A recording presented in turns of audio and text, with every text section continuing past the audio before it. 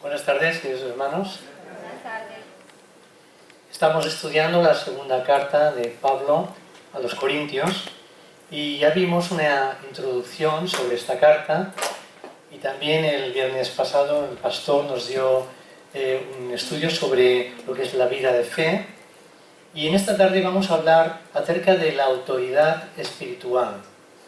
La autoridad espiritual. Vamos a hacer una oración. Señor, por favor, te rogamos que tú nos ayudes a usar esa autoridad que rige en el cielo, usarla aquí en la tierra para establecer tu reino, para hacer tu perfecta voluntad, Padre Santo. Ayúdanos en el nombre de Jesús. Amén. Si vamos al diccionario, la palabra autoridad significa prestigio y crédito que se reconoce a una persona por su legitimidad o por su calidad y competencia en alguna materia. Interesante, ¿verdad? El mundo lo mueve la autoridad, el poder. ¿Os habéis dado cuenta, no? Dirás el dinero, sí, pero el dinero es poder también, de autoridad, ¿no? ¿Cómo andamos de autoridad en nuestras vidas?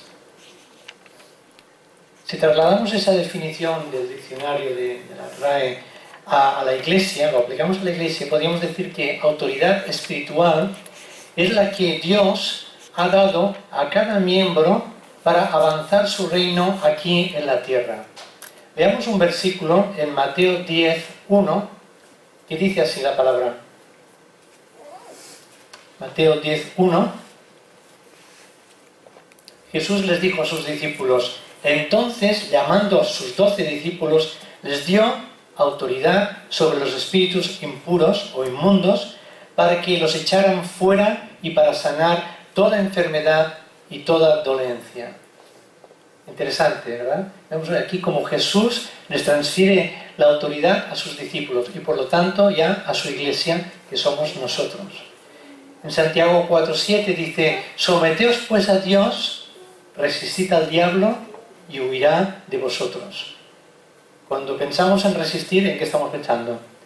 Algunos pensarán en liberación de demonios, otros pensarán en resistir las tentaciones, las pruebas que nos vienen. Así es. Pero tiene el requisito de primeramente someternos a Dios. Y cuando nos sometemos a Él, entonces es cuando funciona esa autoridad para resistir al enemigo. ¿Y qué dice? Y huirá de vosotros. Esta autoridad aplicada a los líderes de la Iglesia es reconocer que Dios ha puesto hermanos en una posición de responsabilidad en la obra de Dios, para dirigir y ejercer una influencia en sus colaboradores y seguidores con el fin de edificar la Iglesia. Esto podemos verlo en Efesios 4, del 11 al 12, pasaje muy conocido que dice, y Cristo, él mismo, constituyó a unos apóstoles, a otros profetas, a otros evangelistas, a otros pastores y maestros. ¿A fin de qué? Pues a fin de perfeccionar a los santos, es decir, los creyentes, nosotros, para la obra del ministerio. ¿Para qué? Para la edificación del cuerpo de Cristo, que es la Iglesia. Es decir, que Cristo puso a unos ministerios, a estas autoridades, para que todos los que formamos la Iglesia, nosotros, que somos el cuerpo de Cristo, seamos preparados o capacitados para servir e instruir a los creyentes. ¿Te das cuenta? Importante, ¿no? El liderazgo de la Iglesia está para capacitar a todo el cuerpo de Cristo, a los demás, para instruir al cuerpo de Cristo. Pablo era una autoridad espiritual en la Iglesia de Corinto, de hecho la había fundado él mismo, pero su ministerio estaba siendo cuestionado por los creyentes de dicha Iglesia. Qué fuerte, ¿verdad? Los creyentes de la Iglesia que había fundado lo estaban cuestionando. Y vamos a leer ahora en el capítulo 10 el texto que nos servirá de base a nuestro estudio. En la Reina Valera lo titula Pablo defiende su ministerio. No voy a leer todo el capítulo, leeremos solamente desde el 1 hasta el 11. Y dice así la palabra. Yo, Pablo, os ruego por la mansedumbre y ternura de Cristo, yo, que estando presente ciertamente soy humilde entre vosotros, mas ausente soy osado para con vosotros. Ruego pues que cuando esté presente no tenga que usar de aquella osadía con que estoy dispuesto a proceder resueltamente contra algunos que nos tienen como si anduviésemos según la carne. Pues aunque andamos en la carne, no militamos según la carne, porque las armas de nuestra milicia no son carnales, sino poderosas en Dios para la destrucción de fortalezas, derribando argumentos y toda altivez que se levanta contra el conocimiento de Dios y llevando cautivo todo pensamiento a la obediencia a Cristo. Y estando prontos para castigar toda desobediencia cuando vuestra obediencia sea perfecta. Miráis las cosas según la apariencia. Si alguno está persuadido en sí mismo que es de Cristo, esto también piense por sí mismo, que como Él es de Cristo, así también nosotros somos de Cristo. Porque aunque me glorie algo más todavía de nuestra autoridad, la cual el Señor nos dio para edificación y no para destrucción, no me avergonzaré, para que no parezca como que os quiero amedrentar por cartas. Porque a la verdad dicen, las cartas son duras y fuertes, mas la presencia corporal débil y la palabra menospreciable. Esto tenga en cuenta tal persona, que así como somos en la palabra por cartas, estando ausentes, lo seremos también en hechos, estando presentes. Hasta aquí la palabra. ¿Podéis bajar un poquitín el volumen que retumba? ¿Sí? Se lo estoy diciendo. Gracias. Bueno, tremendo este mensaje, ¿no? Pablo defendiéndose, el que había fundado la iglesia, defendiéndose ante todos sus hermanos cristianos. Veamos algunas de las acusaciones que hacían contra él, contra Pablo. Primero, le acusaban de hacer la obra con intereses humanos. Decían, lo hemos leído en 2 Corintios 10, versículo 2, nos tienen como si anduviésemos según la carne. Es decir, como si viviéramos carnalmente, ¿no? Hay otra versión que me gusta mucho como lo dice en el lenguaje actual, y dice, aunque vivimos en este mundo, no luchamos según la carne, no actuamos como lo hace el mundo, ni luchamos con las armas de este mundo. Al contrario, usamos el poder de Dios para destruir las fortalezas del mal, las acusaciones y el orgullo de quienes quieren impedir que todos conozcan a Dios. Con ese poder hacemos que los pecadores cambien su manera de pensar y obedezcan a Cristo. Qué interesante. Así que lo acusaban de eso. Pero además también lo acusaban de que era muy valiente, muy lanzado a través de sus cartas, pero que era un cobarde cuando estaba cara a cara con los hermanos. Qué cosa, ¿verdad? Le acusaban de ser cobarde cuando estaba cara a cara con los hermanos. En 2 Corintios 10:10 dicen, las cartas son duras y fuertes, mas la presencia corporal, es decir, mi aspecto físico, es débil y la palabra menospreciable. Es decir, el mensaje que pueda dar Pablo, sus predicaciones no son muy convincentes o algo así, ¿no? O no nos conmueven mucho. Fijaos, qué interesante. Le acusaban también de ser indigno, es decir, inmerecedor de un salario o sueldo, y por ello trabajaba desatendiendo a la iglesia. ¿Qué cosas? ¿Sabéis que Pablo se ganaba la vida haciendo tiendas de campaña? Él se dedicaba a la confección. Porque él no quería ser gravoso a la iglesia. Tenía el derecho, porque dice la palabra que el obrero es digno de su salario. Tenía ese derecho. Sin embargo, no usó de ese derecho. Y dice en 2 Corintios 11:7, en la Biblia de las Américas, dice, o cometí un pecado al humillarme a mí mismo para que vosotros fuerais exaltados, porque os prediqué el Evangelio de Dios gratuitamente. Muchos siervos han dicho que el ministerio es ingrato. ¿Verdad que sí, Juanjo? Que el ministerio es ingrato. ¿Ingrato por qué? Porque hagas lo que hagas, vas a ser juzgado. Si haces blanco, juzgado. Si haces negro, juzgado. Si haces gris, también juzgado. Criticado, ¿no? Nos van a señalar, hagamos lo que hagamos. Los que estamos sirviendo al Señor en cualquier área. Si lo hicieron con Cristo, que era perfecto, sin pecado y sin errores, no lo van a hacer con nosotros, que somos imperfectos pecadores, falibles y erráticos. También pecaban de no reconocer su apostolado. Era un apóstol elegido por el Señor y sin embargo sus hermanos no reconocían su apostolado. Y él dice en 2 Corintios 12, 11 al 12, dice lo siguiente: me he hecho un necio al gloriarme, vosotros me obligasteis a ello, pues yo debería ser alabado por vosotros, porque en nada he sido menos que aquellos grandes apóstoles. Se refiere a los 12, a los 11, porque uno se suicidó. Aunque nada soy, ahí vemos la humildad de Pablo, nada soy, pero yo no soy menos que los otros, dice.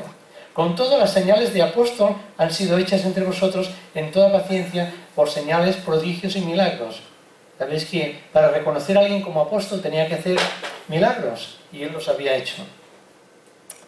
Y es por este motivo que les escribe esta segunda carta a los Corintios con el fin de defenderse. ¿Era necesario defenderse? Pues sí, era necesario. Dirás, bueno, pero Jesús fue como oveja al matadero y no abrió su boca, enmudeció y no se defendió. Pero es que él tenía que ir a la cruz. Si se hubiera defendido, probablemente no hubiera ido a la cruz.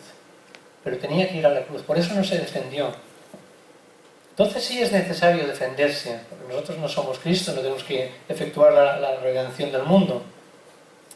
Porque cuando la obra del Señor se ve perjudicada por malas informaciones, por mentiras, por percepciones equivocadas y prejuicios de los que son faltos de discernimiento y de sabiduría, entonces es preciso aclarar las cosas. Es preciso aclarar las cosas. Habréis oído el caso de este pastor de una iglesia en Benidorm que fue acusado de pedofilia. ¿Os suena? Sí. Las noticias. En Telecinco, por error, lo acusaron a él y no era él.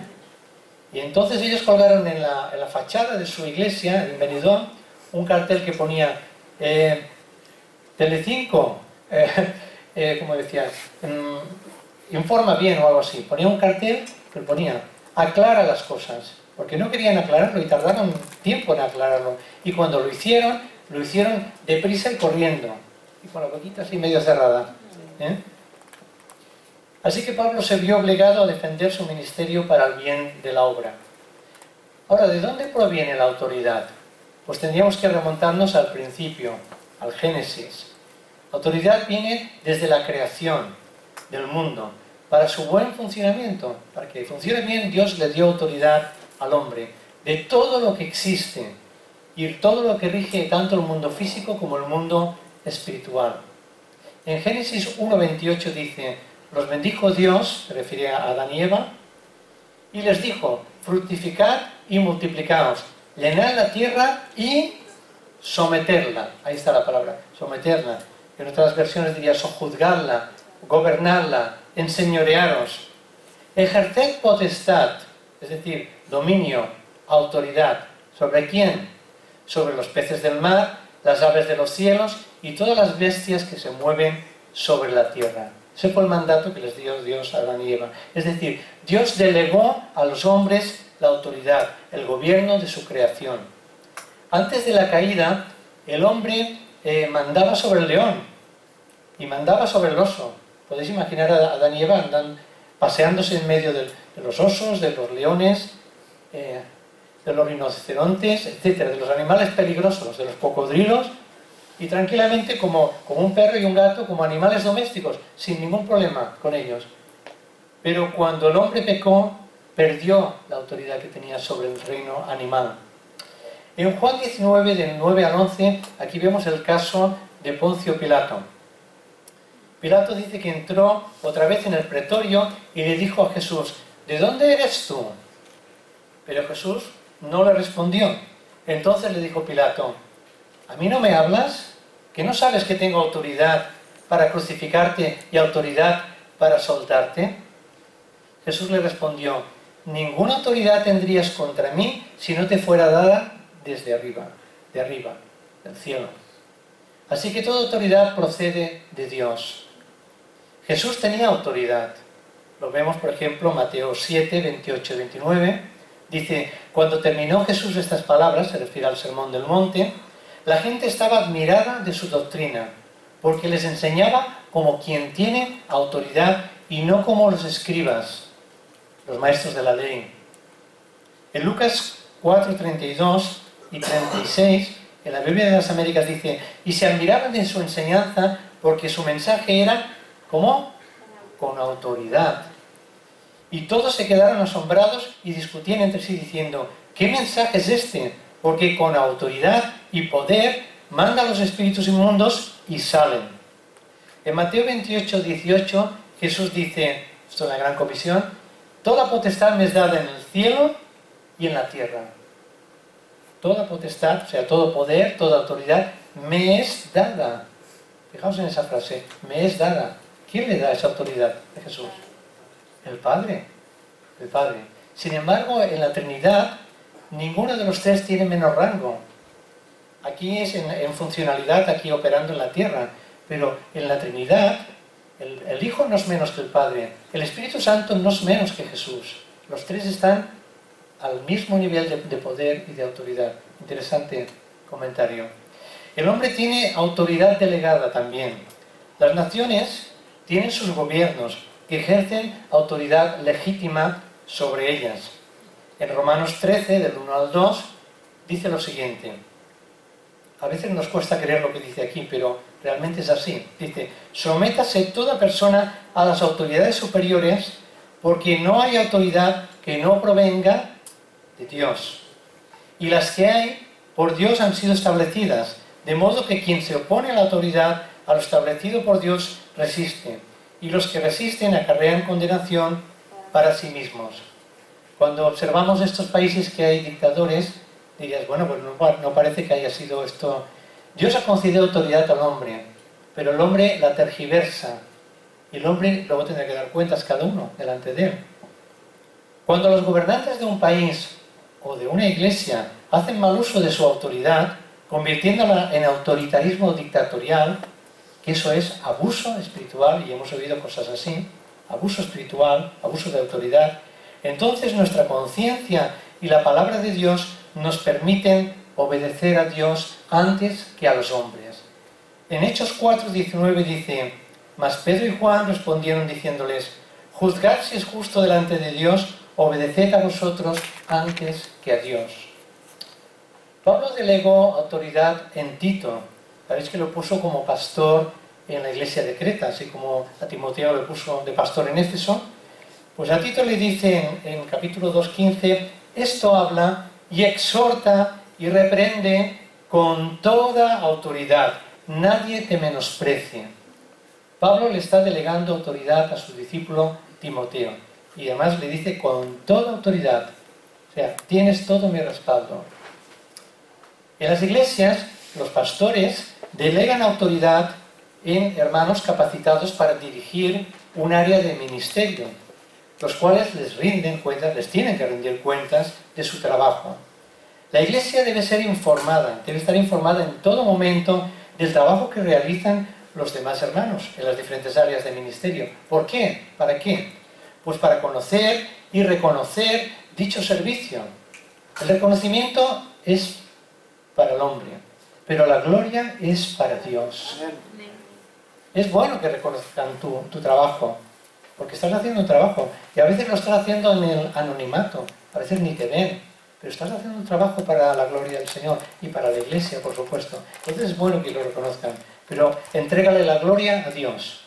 Admite el reconocimiento de la gloria que sea para Él.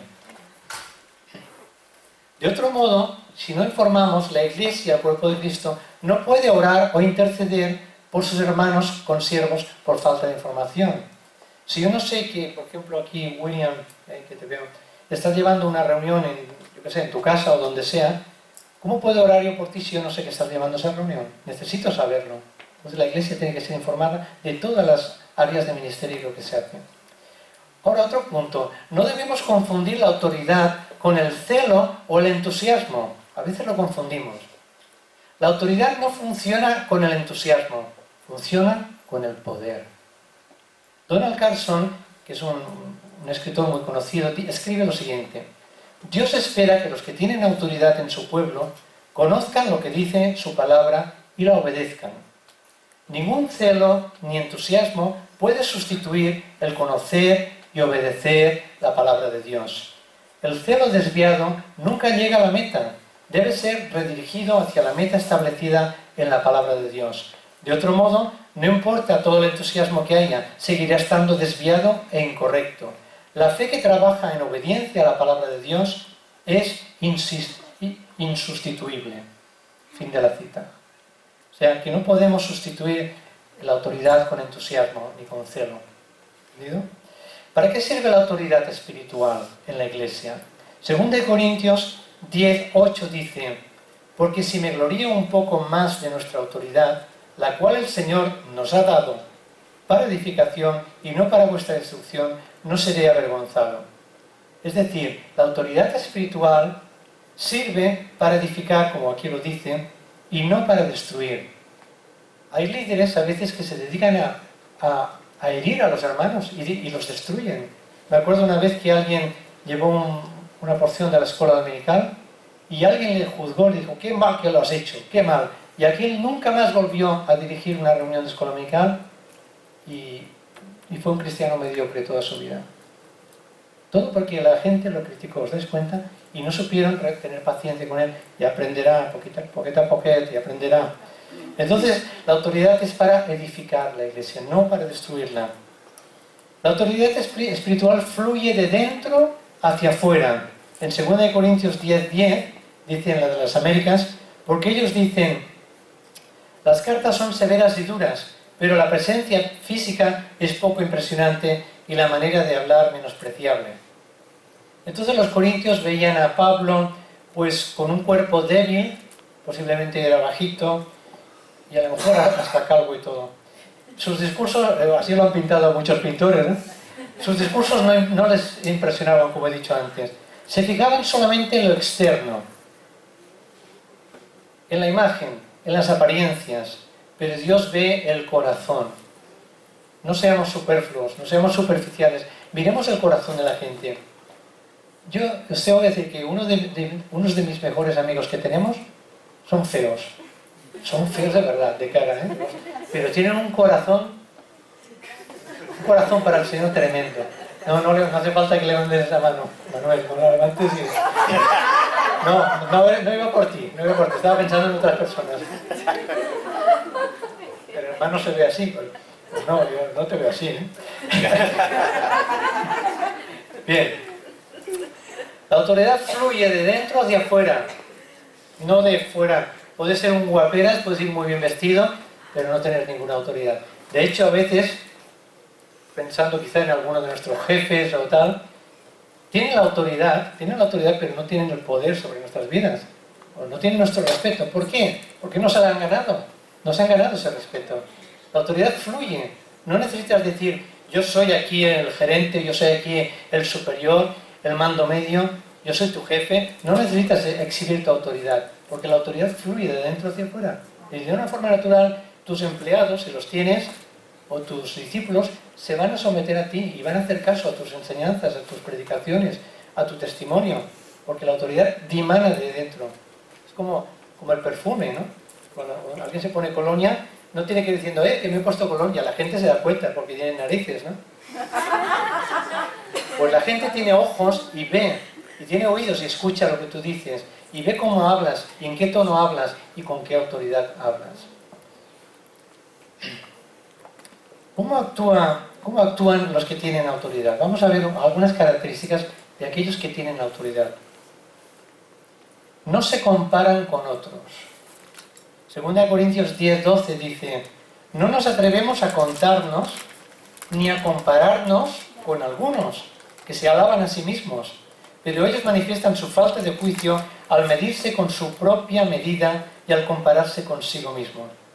Una de esas características es no compararse con otros. O sea, que no te compares con nadie, porque tú eres diferente, como las huellas digitales, o como los copos de nieve. No hay ninguno que sea igual. No te compares con nadie.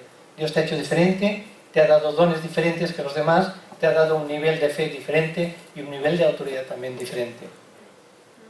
No se alaban a sí mismos. Dice que algunos se alaban a sí mismos en la iglesia de Corinto. Qué error, ¿no? Alabarse a sí mismo. Dice: mas el que se gloria, gloríese en el Señor. Porque no es aprobado, estamos leyendo en 2 Corintios 10, 17 al 18, porque no es aprobado el que se alaba a sí mismo, sino aquel a quien Dios alaba. Amén. Algunos se alaban a sí mismos y dicen, es que no tengo abuela, me tengo que alabar yo, porque como no me alaba nadie, deja que te alabe el Señor y que Él te reivindique y que Él te promocione, porque lo hace. No necesitas que nadie te vaya, ni vayas mendigando que te alaben. No te rebajes a mendigar eso. Por favor, que tienes la realeza de... eres real sacerdocio para el Señor. Amén, amén. No se miden con su propia medida. Cristo es la medida. Cristo es su medida y su modelo. O sea que no necesitamos compararnos con nadie. Solamente con Cristo. Él tiene que ser nuestra medida y nuestro modelo. No se cuelgan medallas por el trabajo de otros. No se atribuyen los méritos de otros. 2 Corintios 10, 13, en la Nueva Versión Internacional dice, nosotros, por nuestra parte, no vamos a jactarnos más de lo debido. Cuando tú te atribuyes el mérito del trabajo de otro, te estás jactando más de lo debido. Nos limitaremos al campo que Dios nos ha asignado. Qué interesante, ¿eh? El campo que Dios nos ha asignado. Tenemos un campo donde tenemos que movernos, según su medida en la cual también vosotros estáis incluidos. Pablo no se jacta del trabajo de otros, ni siquiera del suyo propio, sino del llamado de Dios para hacer ese trabajo. Este mismo versículo, en el lenguaje actual, dice, tampoco voy a presumir de lo que he hecho, de lo que no he hecho, sino de algo que voy a sentirme orgulloso. Si de algo voy a sentirme orgulloso, es del trabajo que Dios me mandó a hacer. Eso está diciendo Pablo. Estoy orgulloso del trabajo que Dios me ha mandado a hacer porque Él ha confiado en mí y me ha puesto como apóstol de los gentiles. Pues está orgulloso del trabajo que Dios te ha mandado a hacer a ti. Tú sabrás el trabajo que te ha dado. Y vosotros sois partes de este trabajo. Pone a Dios como protagonista de sus logros. Fijaos, no dice mis logros, no. Es que Dios ha permitido ponerme en esta área de trabajo, me ha asignado este ministerio y lo que hago lo hago por sus fuerzas y gracias a Él. O sea que no se atribuye méritos a sí mismo, sino a Dios. Reconocen cuál es su campo o área de autoridad, por lo tanto respetan y no invaden el campo y la autoridad de los demás. Eso es muy importante. Seguimos en el versículo 13, ahora en la Nueva Traducción Viviente dice, nosotros no nos jactaremos de cosas hechas fuera de nuestro campo de autoridad.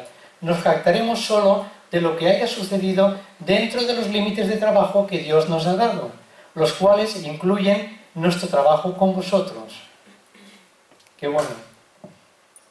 Se someten a la autoridad espiritual. Los que tienen autoridad se someten a la autoridad. Por eso es que serán promovidos a tener también autoridad. Esto es como un escalón, una escalera. Si tú no te sometes al que tienes por arriba, tampoco los que están por debajo se van a someter a ti. Es así, un principio de autoridad espiritual. Eso lo explica muy bien Watchman Nee en un libro que se titula Autoridad Espiritual, que él no escribió ningún libro, pero sus alumnos, sus discípulos, iban tomando notas y luego recogieron las notas de Génesis, que está tomando nota, las notas de por ahí Manuel, que también suele tomar nota, y recogieron todas esas notas y hicieron ese libro, los discípulos de Watchman Nee, Autoridad Espiritual. No he sacado las notas de ese libro, pero lo leí hace mucho tiempo y es muy interesante que enseña estos principios, ¿no? Si tú no te sometes, no se someterán a ti. Si tú no te has sometido a tus papás, es difícil que tus hijos se sometan a ti. ¿Te vale el ejemplo? ¿Sí?